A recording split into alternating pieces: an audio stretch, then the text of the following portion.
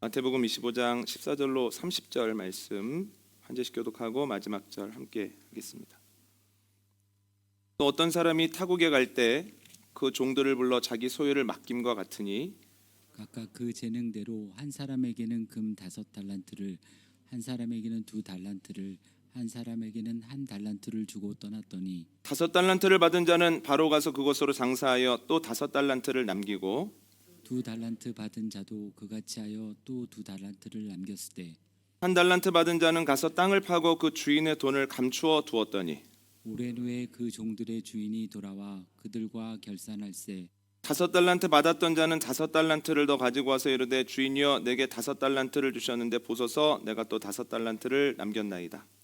그 주인이 이르되 잘하였도다 착하고 충성된 종아, 내가 적은 일에 충성하였음에 내가 많은 것을 내게 맡기리니 내 주인의 즐거움에 참여할지어다 하고 2달란트를 받았던 자도 와서 이르되 주인이여 내게 2달란트를 주셨는데 보소서 내가 또 2달란트를 남겼나이다.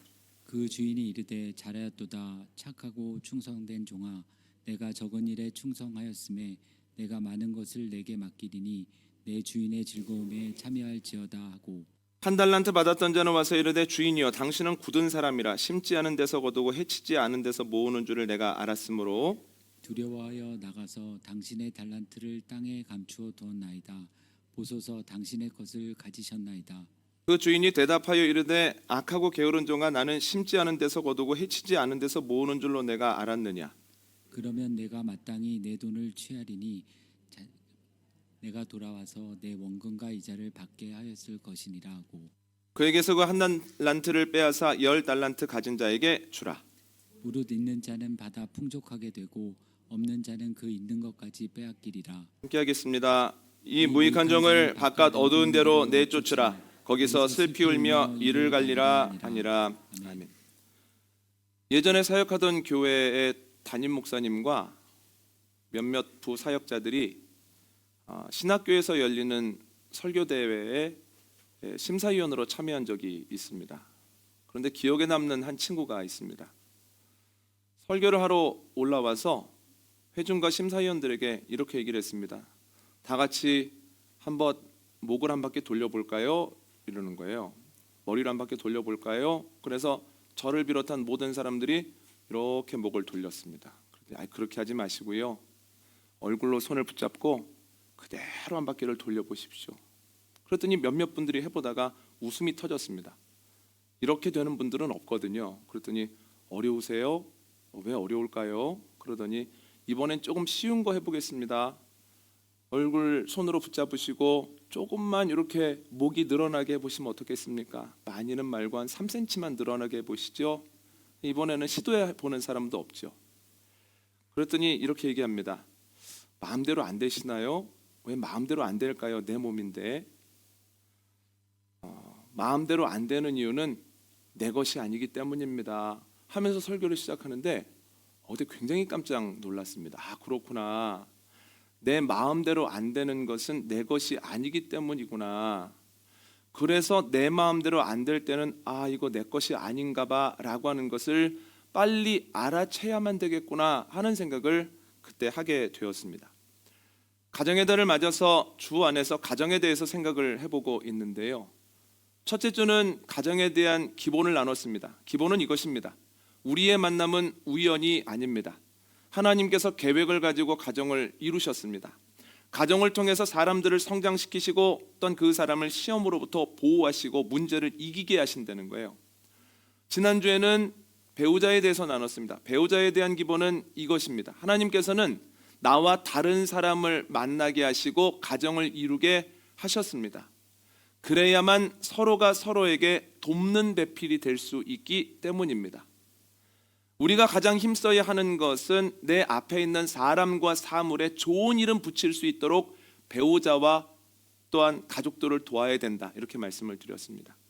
오늘은 자녀에 대한 말씀을 나눌 건데요. 기본은 이것입니다. 자녀는 내 마음대로 안 됩니다.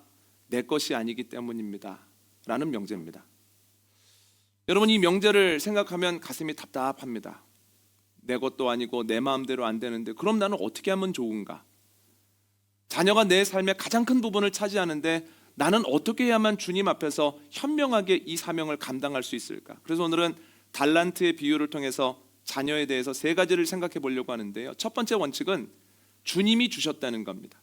오늘 본문 15절 한번 읽어볼까요? 함께 읽습니다. 시작. 각각 그 재능대로 한 사람에게는 금 5달란트를, 한 사람에게는 2달란트를, 한 사람에게는 1달란트를 주고 떠났더니 아멘. 달란트는 누가 주었습니까? 주인이 줬습니다. 자녀도 마찬가지입니다. 주님께서 우리에게 자녀를 주셨다는 거예요. 시편 127편 3절을 표준세 번역으로 한번 읽어볼까요? 함께 읽습니다. 시작. 자식은 주께서 주신 선물이요 태 안에 들어있는 열매는 주님이 주신 보상이다. 아멘. 솔로몬은 자녀가 선물이고 보상이라고 고백을 합니다. 그런데 신앙의 선배들은 공통적으로 이런 고백을 합니다. 창세기 21장 6절 한번 읽어볼까요? 함께 읽습니다. 시작. 사라가 이르되 하나님이 나를 웃게 하시니 듣는 자가 다 나와 함께 웃으리로다. 아멘. 사라가 이삭을 낳고 뭐라고 이야기합니까? 하나님이 나를 웃게 하시니 내가 웃게 되었다고 이야기를 합니다. 그러니까 이삭이 어디로부터 왔다고 고백을 하는 겁니까? 하나님이 허락하셔서 하나님께로부터 우리 가정에 왔다라고 고백을 하는 거죠. 한나도 동일한 고백을 하는데요. 사무엘상 1장 20절 함께 읽습니다. 시작. 한나가 임신하고 때가 이름에 아들을 낳아 사무엘이라 이름하였으니 이는 내가 여호와께 그를 구하였다 함이더라. 아멘.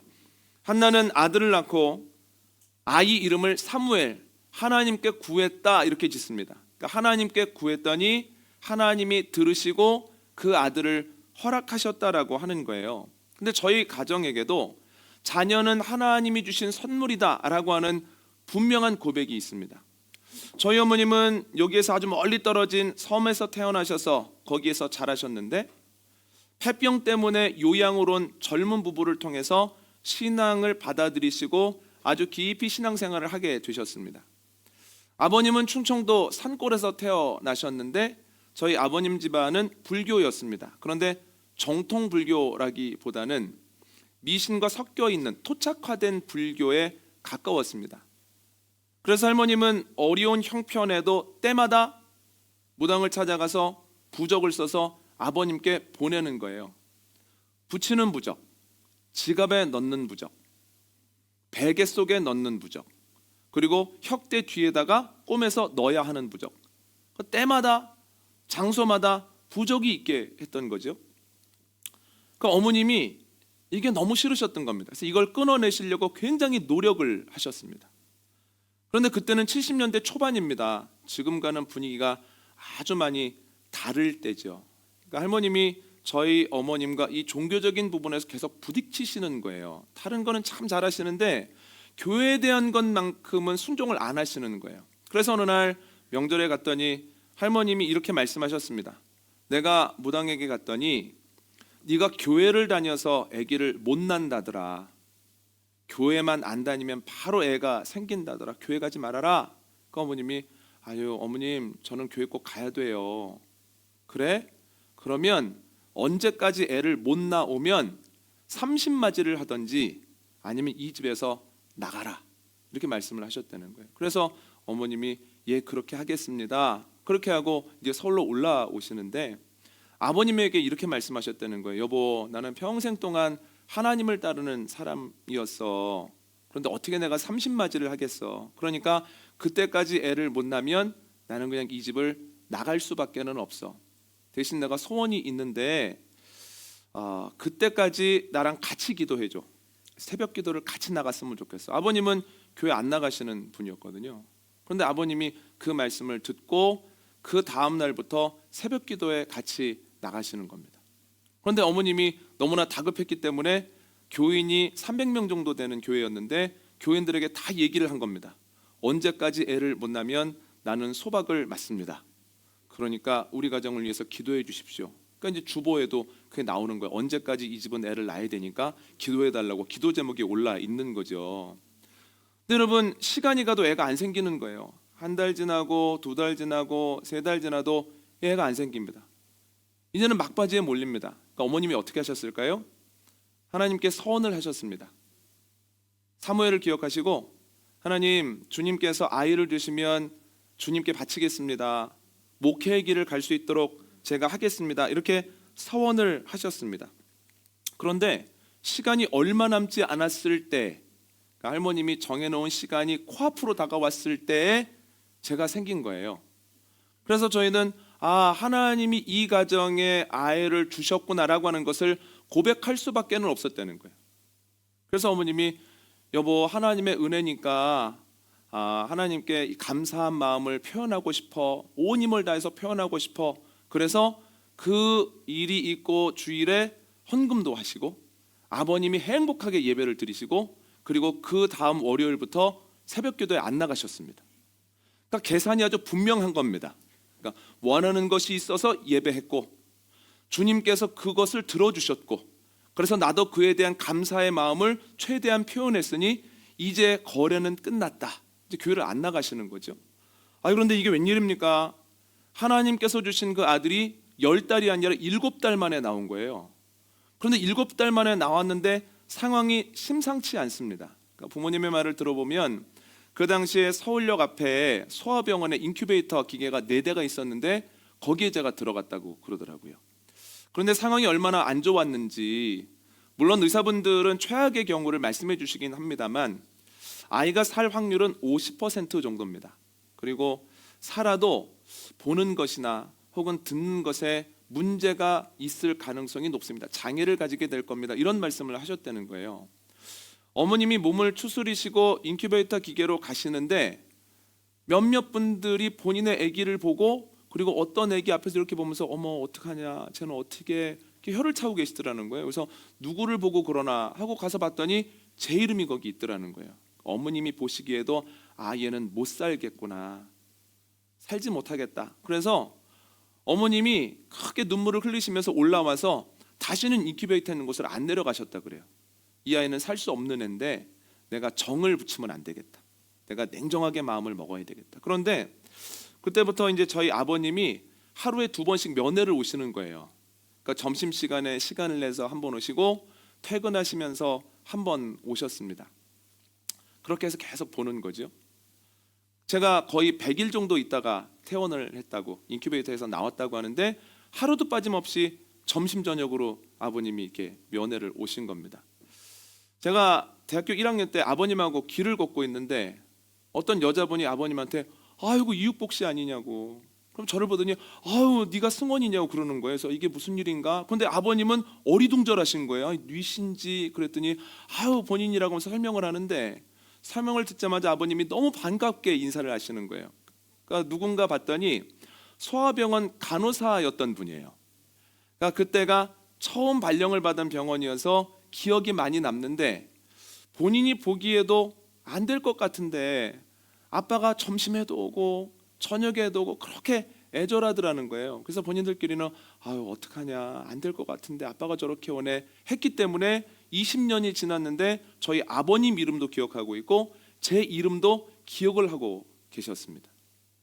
그러니까 아버님이 그때부터는 교회 열심히 다니셨습니다. 하나님이 주셨구나. 그래서 말씀이 들리든지 안 들리든지 그냥 교회 가시는 겁니다. 믿어지든지 안 믿어지든지 그냥 말씀의 자리에 앉아 계셨다라고 하는 거예요. 감사하게도 어머님이 늘 기도하시던 대로 어머님보다 1년 먼저 권사 직분을 받으셨습니다. 그러니까 저희 집에는 저와 제 동생이 하나님께로부터 주어진 선물이라고 하는 분명한 고백이 있습니다. 여러분들은 어떠십니까? 기억하고 계십니까? 자녀가 지금 내 마음에 들든지 들지 않든지, 자녀가 내 마음을 편하게 하든지 내 마음을 아프게 하든지 주님이 주셨다라고 하는 사실은 변하지 않는다라고 하는 거예요. 주님이 주셨습니다라고 하는 고백을 여러분들 놓치지 않고 계십니까? 주 안에서 하나님이 주신 선물이구나, 주님께로부터 왔구나라고 하는 것을 분명히 기억하고 고백하는 저와 여러분 되시기를 원합니다. 두 번째 오늘 본문을 보면 주님이 셈하십니다. 오늘 보면 19절 한번 읽어볼까요? 함께 읽습니다. 시작. 오랜 후에 그 종들의 주인이 돌아와 그들과 결산할세. 아멘.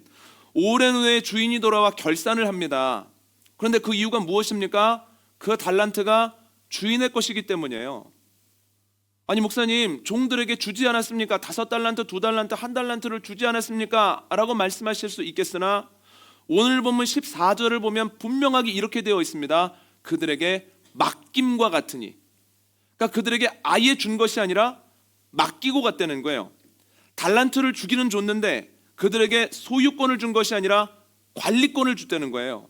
관리권을 줬다가 이제 돌아와서 어떻게 관리했느냐라고 하는 것을 종들과 셈하게 되었다라고 하는 거죠. 여러분, 하나님이 자녀를 주셨습니다 라는 말을 듣고 이렇게 반응하실 수도 있습니다. 아니 목사님, 자녀가 내 것이 아니라면서요. 그래서 자녀가 내 마음대로 안 된다면서요. 예, 맞습니다. 자녀는 내 것이 아닙니다. 나에게 소유권이 있지 않습니다. 그러나 하나님은 자녀에 대한 관리권을 우리에게 허락하셨다라고 하는 거예요. 마치 주인이 종들에게 달란트의 관리권을 맡겼던 것처럼 말입니다. 그래서 주님의 날에 주님은 내가 너에게 주었던 자녀에 대한 관리권을 어떻게 사용했느냐라고 하는 것을 셈하실 자격이 있고 분명히 셈하신다는 거예요. 여러분, 교회를 다녔느냐, 신앙생활을 했느냐, 믿음이 있었느냐, 또한 믿음이 있는 자로서 잘 살았느냐, 이것 가지고는 당연히 평가하실 거예요. 그러나 이와 더불어서 내가 너에게 주었던 자녀에게 어떤 모습을 보였느냐, 무엇을 하였느냐, 자녀의 문제를 가지고 분명히 셈하신다는 거예요. 그런데 셈의 결과는 아주 명확합니다. 중간지대는 없습니다. 본문을 보면 칭찬받는 종이 있고 책만 받는 종이 있다는 거예요. 칭찬을 받으면서 잔치에 참여해라, 천국에 들어와라 라고 말씀하실 종이 있고, 너는 책망을 받았으니 어두운 곳으로 나가라 라고 말하는 종이 있다는 거예요. 여러분들은 주님과 셈하는 시간에 어떤 모습으로 주 앞에 서고 싶으십니까? 주님께 칭찬받고 싶으십니까? 책망받고 싶으십니까? 자녀로 인하여서 셈하는 시간이 분명히 있다고 하는 것을 기억하고 주님이 기뻐하시는 일을 하기 위해서 힘쓰는 저와 여러분 되시기를 원합니다. 그래서 셈하는 시간이 있다. 이게 두 번째 원칙입니다. 세 번째는 기준이 충성이라는 거예요. 여러분, 칭찬받는 사람은 칭찬받는 이유가 있고 책망받는 사람은 책망받는 이유가 있을 거 아닙니까? 근데 그 이유가 분명히 오늘 본문에 남아 있습니다. 왜 칭찬을 받는가? 21절 한번 읽어볼까요? 함께 읽습니다. 시작. 그 주인이 이르되 잘하였도다 착하고 충성된 종아, 내가 적은 일에 충성하였음에 내가 많은 것을 내게 맡기리니 내 주인의 즐거움에 참여할지어다 하고 아멘. 그가 칭찬받는 것은 충성됨 때문입니다. 성과 때문이 아닙니다. 5달란트를 줬더니 5달란트를 남겼네, 2달란트를 줬더니 2달란트를 남겼네, 성과를 냈네가 아니라 주님께서 주신 그 달란트를 가지고 열심히 힘썼기 때문에 칭찬을 받은 거예요. 그러면 왜 책망을 받을까요? 26절 한번 읽어볼까요? 함께 읽습니다. 시작. 그 주인이 대답하여 이르되 악하고 게으른 종아, 나는 심지 않은 데서 거두고 해치지 않은 데서 모으는 줄로 내가 알았느냐. 아멘. 그가 책망받는 이유는 무능 때문이 아니라는 거예요. 게으름 때문이다라고 하는 거죠. 여러분, 주님께서는 충성심과 열정과 열심을 보십니다. 만약에 5달란트 받은 이가 주 안에서 열심히 일했지만 그것이 2달란트가 되고 1달란트가 되고 오히려 다 사라졌을지라도 주님께서는 오히려 내가 너의 충성됨을 보았다 하면서 그를 끌어안아 주시며 위로하실 거라는 거예요. 1달란트 받은 사람이 아무것도 하지 않았는데도 3달란트, 5달란트가 되었다고 해도 주님이 칭찬하시지 않았을 거라는 거예요. 왜 그렇습니까? 주님의 기준은 충성심입니다. 내가 너에게 맡긴 것을 가지고 얼마나 열심을 내었느냐는 거예요. 저는 최선, 힘씀이라고 하는 단어를 생각하고 묵상하는데 저희 부모님 생각이 좀 났습니다. 여러분, 오늘 좀 용서하시고 저희 가족 얘기를 좀 드리겠습니다. 3가지 면에서 그런데 첫 번째는 아낌없이 지원을 하셨습니다. 중학교에 들어갔더니 시험을 친 다음에 등수가 나오는 거예요. 그런데 제가 중학교 다닐 때 한 반이 60명 정도였습니다. 딱 60명이었어요. 중학교 1학년. 그런데 첫 시험을 치고 성적표를 받아봤더니 제가 20등을 했더군요. 저는 성격이 좀 낙천적인 편이라 저는 행복했습니다. 절반 위에 있지 않습니까? 그런데 만족했던 뜻인지 계속 성적이 만족스럽게 나왔습니다. 20등에서 25등 사이를 계속 오가는 거예요. 그러니까 부모님이 그걸 잘 보고 계시다가 한 1년 정도가 지났을 때 저한테 이렇게 말씀하시더라고요. 승원아, 공부가 인생의 전부는 아니야. 그런데 분명한 것은 리더가 일정 수준의 지력을 갖지 못하면 본인도 힘들고 그의 인도를 받는 사람도 어려움을 겪을 수밖에는 없어. 네가 계속해서 이 정도 성적을 유지하고 고등학교를 간다고 한다면 네가 신학대학에 붙고 안 붙고를 떠나서 우리는 너를 신학대학에 보낼 수가 없어. 이것보다는 훨씬 더 좋은 성적과 탁월함을 보여야 우리가 신학교에 보낼 수 있어. 이건 당락과는 관계없는 문제야. 이렇게 말씀을 하시더군요. 그리고 어려운 것들을 몇 가지 물어보시고 주변에 있는 분들에게 문의를 하신 다음에 과외 선생님을 붙여주셨습니다. 그때는 뭐 그게 자유로울 때니까요. 그런데도 성적이 잘 안 오르는 거예요. 계속 그 정도 수준에서 왔다 갔다 하는 겁니다. 그런데 그 시기 즈음에 중학교 2학년을 몇 달 정도 지냈을 때 저희 아버님이 하시는 일이 굉장히 어려워져 버렸습니다. 그러니까 생활도 어렵고 이 상황에서는 과외나 학원도 못 보내는 거예요. 어머니 계속 고민을 하시다가 어디를 다녀오셨는데 결단을 하신 겁니다. 공부를 시키고 생활을 유지하려면 지금은 이 방법밖에 없다. 내가 서울대학교 앞에 가서 하숙을 해야 되겠다. 그래서 일도 하지만 아이에게 가장 좋은 선생님을 붙여주고 그 친구들은 하숙비를 안 받는 방법밖에 없겠다. 그래서 모든 걸 정리하고 서울대학교 앞에 있는 하숙집을 구입해서 하숙을 졸지하게 됐습니다. 이제 하숙생들 중에서 어머님이 가장 맞다고 생각하는 그 형들 2명을 이렇게 붙여주신 거예요. 그러니까 서울 공대 형이 저 영어를 가르치고 서울대 수학과 형이 저 수학을 가르치는데 몇 개월 정도 배우니까 영어는 조금 알겠는 거예요. 아, 이게 한국말이랑 전혀 다른 거였네. 어순도 다르고 이런 특징도 있고 좀 다른 거네. 이런 생각을 하게 되는데 시간이 가도 수학은 도통 모르겠는 거예요. 그러니까 문제가 뭐냐면 제가 원래 못하기도 했지만 수학을 가르치는 그 형이 서울대 수학과 형이 소위 천재예요. 그러니까 본인 말로도 중학교 1학년 때부터 그냥 심심해서 정석을 보다가 이거 다 풀리네. 그리고 풀고 머리가 복잡하면 수학책을 보면서 생각을 정리했다는 거예요. 저와는 전혀 다른 세계 사람이죠. 그러니까 뭘 물어보면 왜 이걸 모르는지를 그분이 이해를 못하는 거예요.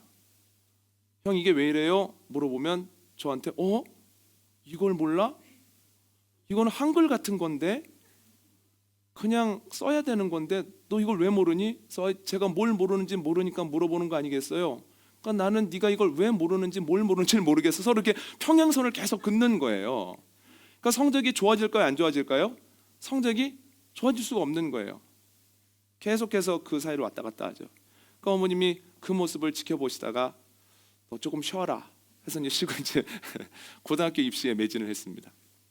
고등학교 시험을 치르고 이제 조금 한가해지려고 할 때 부모님이 그러시는 거예요. 너 행시 치르는 그 형 알지?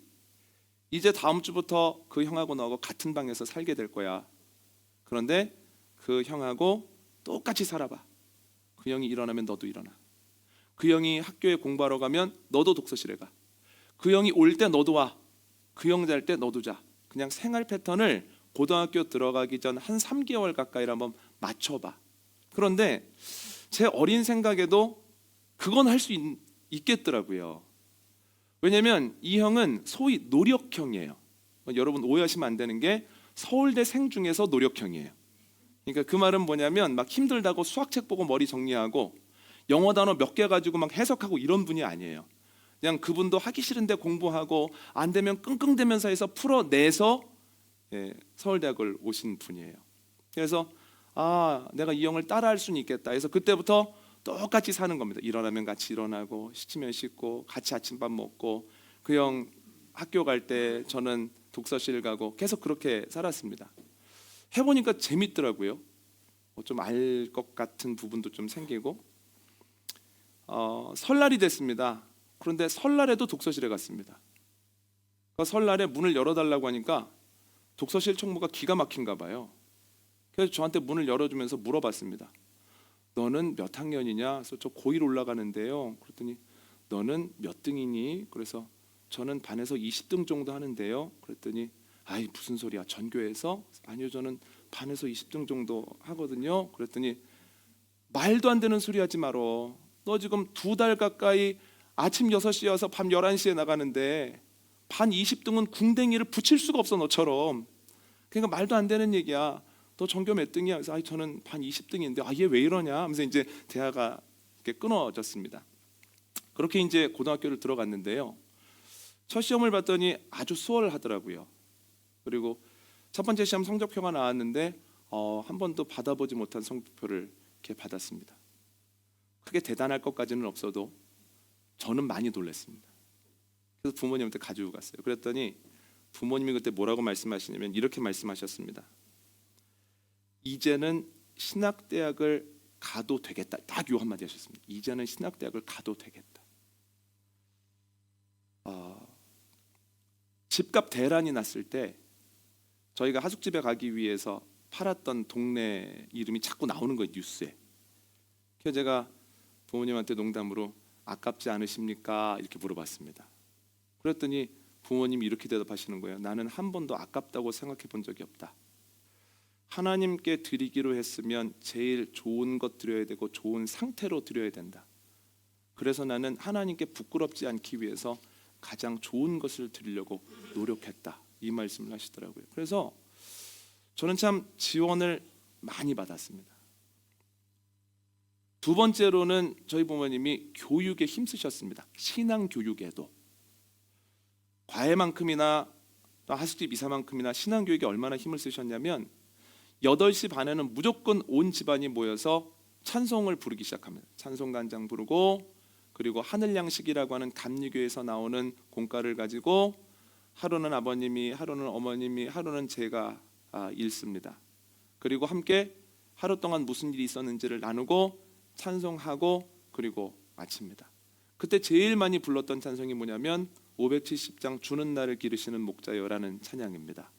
너는 목회자가 돼야 되니까 하면서 이 찬송을 잊지 말아라 하면서 가장 많이 불렀던 찬송 중에 하나가 부름받아 나선 이 몸입니다.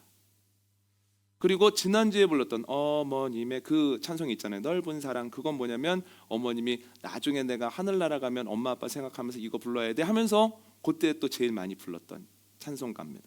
그 생각이 납니다. 여름이 되면 아버님이 휴가를 한 4일 정도 받으시잖아요. 지금과는 다르죠. 그 아까운 휴가의 절반은 무조건 기도원에 가는 거였습니다. 절반은 해수욕장에 가는 거였습니다. 그래서 을에 아버님이 휴가를 받으시면 우리 기도원 가서 같이 기도하는 거야. 한 이틀 있다가 오고 거기서 바로 바닷가 가는 거야 라고 하는 것이 몸에 익어 있었습니다. 참 감사한 것이 그렇게 몸이 익기도 하고 또한 어려운 일이 있을 때마다 부모님이 나한테 오지 말고 기도해, 나한테 오지 말고 주님께 가라고 하는 말씀을 하셔서 그 익었던 것이 어려운 일을 만나거나 혹은 낙심이 되어질 때 자연스럽게 밖으로 나오게 되는 것 같습니다. 그래서 신앙 교육에 참 힘을 써주셨어요. 세 번째는 훈계에도 게을리하시지 않았습니다. 2003년에 결혼을 하고 단독 목회를 하게 됐습니다. 아이들까지 한 25명 정도 되는 교회였거든요. 그런데 목회한 지 1년 남짓 되었을 때 부모님이 무슨 일 있냐고 없다고 하니까 그러면 며칠 날 와서 밥을 좀 먹을래? 이렇게 말씀하시는 거예요. 가봤더니 진수성찬이 차려 있는 거예요. 그래서 제가 무슨 일 있어? 그랬더니 무슨 일 없어? 맛있게 먹어. 해서 맛있게 음식을 먹고 과일도 먹고 커피까지 마셨습니다. 그랬더니 부모님이 다 먹었어? 그래서 예, 다 먹었습니다. 그랬더니 잘 들어. 이제부터는 내가 아들에게 하는 얘기가 아니라 내가 목회자인 이전도사에게 하는 얘기야. 내가 지금까지 꽤 오랜 동안 신앙생활을 하고 수많은 분들의 설교를 들었는데 이전도사만큼 설교를 못하는 사람을 본 적이 없어. 무슨 말을 하는지를 모르겠어. 성경을 차라리 내가 읽고 말지 설교를 듣고 나면 더 혼란스러워. 그러면서 교인들은 대부분 일주일에 주일 설교 한 번을 듣고 거기에서 힘을 얻어서 일주일을 살아가. 그런데 이 설교를 듣고 어떻게 양식을 삼고 사람들이 일주일을 살아가겠어? 이렇게 설교하고 이렇게 목회할 거면 지금 그만두는 게 낫다는 거예요. 설교에 대해서 다시 생각하라는 거예요. 그 얘기를 듣는데 너무너무 충격적이었습니다. 내가 설교를 잘 못한다는 건 알았지만 이 정도로 못하는 거였구나. 사람들이 피곤해서 잔 게 아니라 졸려서 잔 거였구나. 너무 충격이 커서 그날부터 돌아와서 설교 생각만 하는 거예요. 이번 주에는 무슨 설교하지? 어떻게 전개하지? 어떤 은혜를 고백하지? 계속해서 고민을 합니다. 일주일 내내 끙끙대고 토요일 날 저녁쯤에 온전한 원고가 나오고 그것을 외우기 시작하는데 이제 늦은 밤에 잠자리에 들어도 계속해서 처음부터 끝까지 마음속으로 외워보는 거예요. 그러다 보면 거의 잠을 못 잡니다. 하다 보면 또 다른 생각이 나서 일어나서 또 수정하고 또 수정하고 또 어떤 때는 잘 되어지면 한 번 더 해볼까 하다가 또 시간이 가게 되고 계속 그런 시간을 보냈습니다. 1년 정도 그렇게 치열하게 보냈을 때 넌지시 설교에 대해서 여쭤봤더니 부모님이 이런 말씀하시는 거예요. 앞부분은 조금 알아듣겠는데 중반도 내용이 뭔가 있는 것 같은데 결론이 빈약하다는 거예요. 그래서 좀 더 들었으면 좋겠다, 들을만하다. 그럼 느닷없이 설교가 끝난다면서 결과가 이렇게 설교가 빈약해서 되겠느냐고 한마디 하시는 거예요. 자존심이 저기 상하더군요. 왜냐하면 1년 동안 정말 할 수 있는 만큼 최선을 다했거든요. 그래서 이번에는 뒷부분도 아주 중요해 하면서 열심히 준비를 했습니다. 이제 만나게 부목사로 가기로 결정이 되었을 때 제가 이렇게 여쭤봤습니다. 이제는 어떻게 밥이 좀 되십니까? 그랬더니 내가 이 밥을 먹고 힘을 낼 때가 많아. 사람들에게 가서 밥을 먹여. 이런 말씀을 하셨던 그런 기억이 있습니다. 확실한 것은 아주 따끔한 조언으로 저를 성장시켜 주셨어요. 여러분, 제가 설교를 준비하고 이 자리에 서기까지 계속해서 고민이 되는 거예요. 일부 설교 중에도 계속 고민이 되는 거예요. 왜냐하면 저희 가족 얘기를 드린다고 하는 것이 숭고하고 이 설교를 듣고 나면 주님이 아니라 사람이 드러날 것 같은 두려움이 있어서 얘기가 참 어려웠습니다. 계속 고민이 됐습니다. 그럼에도 불구하고 제가 이 말씀을 드리는 이유는 제가 한 달란트나 혹은 한 달란트 미만을 가지고 태어난 사람이기 때문이에요. 이 말씀을 들으시고 에이, 목사님이 무슨 한 달란트입니까? 목사님이 어떻게 한 달란트 미만입니까? 라고 물으실 수 있겠으나 여러분, 제 어렸을 때 모습 못 보셨잖아요. 아주 어렸을 때부터 초등학교, 중학교 때까지 제 모습 못 보셨죠? 그때를 생각하면 제가 타고난 게 별로 없습니다. 우선 몸이 너무너무 약했습니다. 그래서 뭔가 병이 유행한다고 하면 한 번은 제 몸을 훑고 지나가는 거예요. 대학교 때까지도 꽤 많이 아팠습니다. 그래서 제가 4월 달에 오래간만에 감기로 2주 동안 고생을 하느라 매우 가까운 친구 모친상에 제가 참여를 못했어요.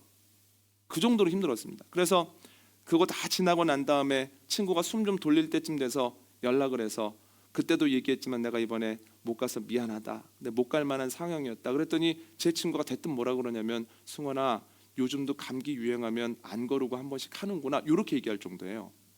대학교 때도 몸이 약해서 계속 유행하는 것들은 한 번씩 했던 것 같습니다. 머릿속에 어렸을 때 생각이 너무 많았습니다.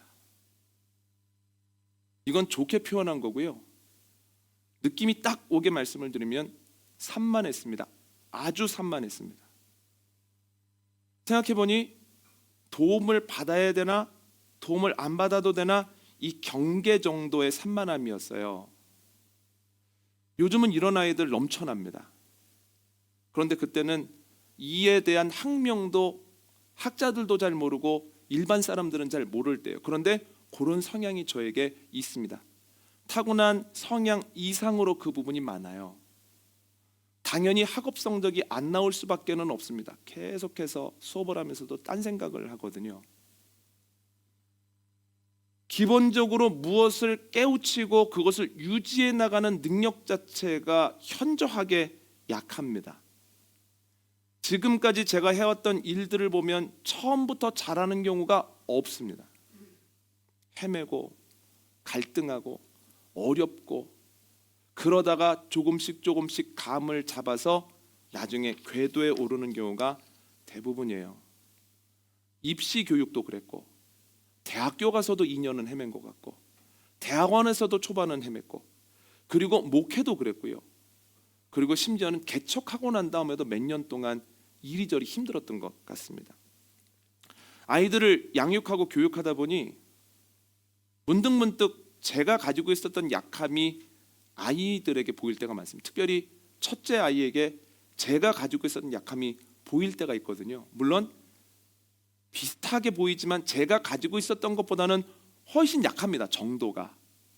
그럼에도 불구하고 아이가 약함을 보일 때 그것 때문에 어떤 일을 적응하거나 빨리 해내지 못할 때 마음이 너무 힘든 거예요. 그때마다 부모님 생각을 합니다. 어떻게 참으셨지? 어떻게 이것을 넘기셨지? 나 같으면 이걸 참지 못하고 하소리를 지르셨을 텐데 어떻게 참으셨을까라는 생각을 했거든요. 물론 부모님이 훈계를 하는 중에 매도 맞기도 했습니다. 그러니까 요즘 아이들이 할머니 할아버지가 더 막 인자하다고 좋다 그러면 제가 마음속으로 니네는 우리 엄마 아빠를 좋을 때 만났구나. 나는 꽤 많이 맞았는데 이런 생각을 했거든요. 그런데 지금 생각해 보면 그 사안에 대해서만 말씀하셨어요. 왜 혼나야 되는지, 왜 이 정도로 혼나야 되는지, 너도 그게 합당하다고 생각하는지 그렇게 말씀하시고 아주 호되게 때리셨습니다. 부모님이 한 번도 야 너는 왜 5달란트가 아니야? 너는 왜 이렇게 못해? 너는 하다못해 2달란트도 안 돼. 너는 왜 계속해서 뭔가를 해줘도 그걸 못 해내고 더디고 그거 안 해주는 애들보다 왜 뒤처져? 너는 왜 이렇게 약해? 너는 이거밖에 안 되는 거야 라고 하는 말씀을 하신 적이 한 번도 없습니다.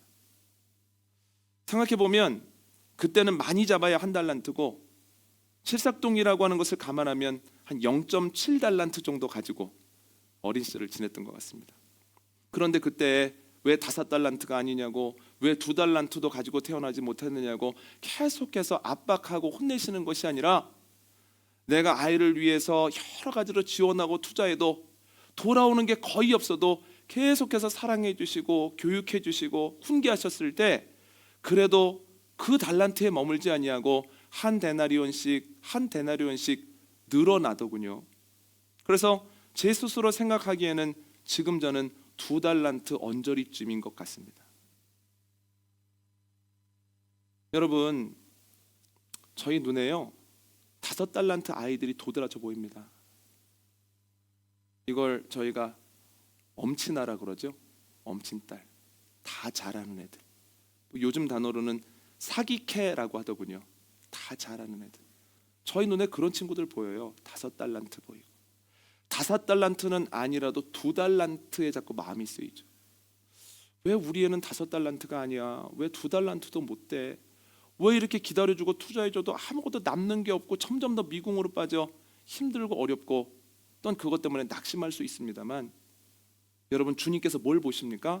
주님께서는 충성을 보십니다. 주님께서는 열심을 보십니다. 이 아이들이 얼마나 열매를 맺어내느냐가 아니라 그 아이를 붙잡고 얼마나 몸부림치고 있느냐, 얼마나 충성을 다하고 있느냐, 그 아이를 위해서 얼마나 기도하고 있느냐 이것을 가지고 주님이 평가하신다라고 하는 거예요. 여러분 이것을 기억하고 주님 앞에서 최선을 다하기로 결단하고 또 최선을 다하는 복된 한 주 되시기를 바랍니다. 예배를 마치기 전에 한 말씀만 드리면 여러분 자녀는 누구의 것입니까? 주님의 것입니다.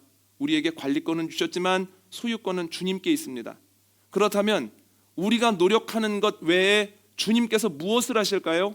주님께서 이 아이들 책임지신다는 거예요. 여러분 노력을 해도 열매가 보이지 않고 변화가 없는 것 같아서 답답하십니까? 결국 이 아이는 주님이 책임지십니다. 이것을 분명하게 기억하고 주님의 은혜 안에서 아이들을 위해 최선을 다하는 복된 한 주간 되시기를 원합니다. 오늘 말씀 정리합니다. 세 가지 나눴습니다. 첫 번째는 주님께서 아이 주셨습니다. 두 번째는 주님께서 이 아이에게 어떻게 했는지를 가지고 셈을 하십니다. 셈의 기준은 열매가 아니라 충성입니다. 주님께서 맡겨주신 자녀를 위해서 끝까지 최선을 다하는 저와 여러분 되시기를 원합니다.